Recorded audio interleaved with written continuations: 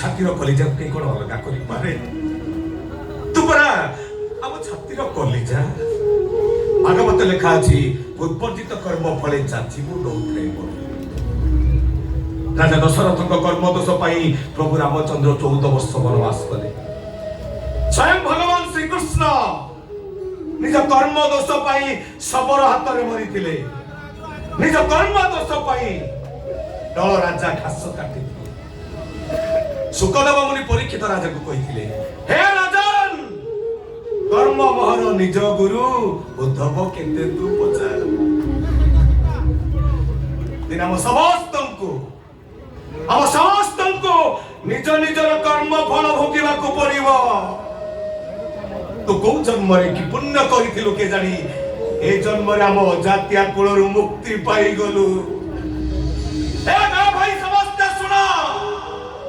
ओ भाई जाति श्रेष्ठ वर्ण श्रेष्ठ कुल श्रेष्ठ ब्राह्मण हबो मो भाई ब्राह्मण नहीं भाई तमे सेमिनी कोनी तमे ए गीता तमे जाओ तमे मर्डर केस करो मत तमे फांसी को डर चले दियो एले मो परिवार ठार तमे मते अलग कर दियो तते जीवा को अबरे चिन्नु तू ना बोले आमे समझते बंधा पड़ी जीवु अरे तोरी पाठ पढ़ा पे चोइता ये घरटिया बंधा पके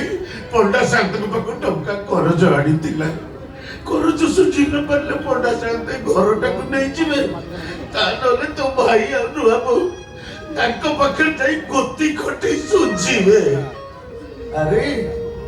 किते आशा भरसा करथिलु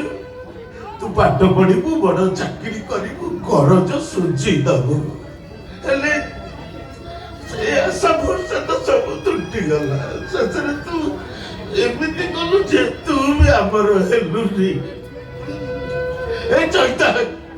अरे उठी आई तू काकी जत्ते शीघ्र पहुंचे इटा को तू विदा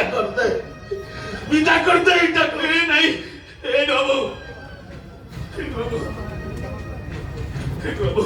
परिस्थिति मते बाट बड़ा कर देला फिर तो चिट्टू के भूल बाटी को जाइनी बाबू जेल चोरी बिना फांसी पति मोर भय नहीं तब टिके बापा भाई के बुझाई दियो मु ए घरे रहिबी मु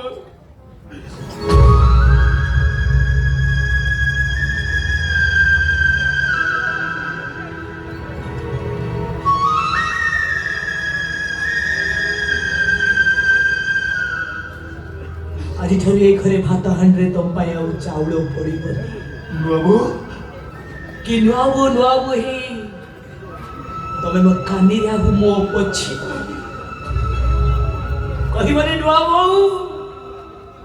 मो पाई बड़ी टिके चुरी दियो साग टिके खरड़ी दियो बासी पखाल भात को चारी धुआ करी दियो बाबू तुम से मेरी कोठी सच हले चढ़ी बसा को फेरे गोधुली हेले गाई गुआल को फेरे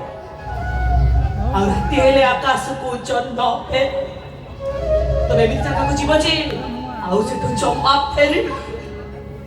जो नुआ बुकानी रे संज सकाळे तमे मो पछुतिलो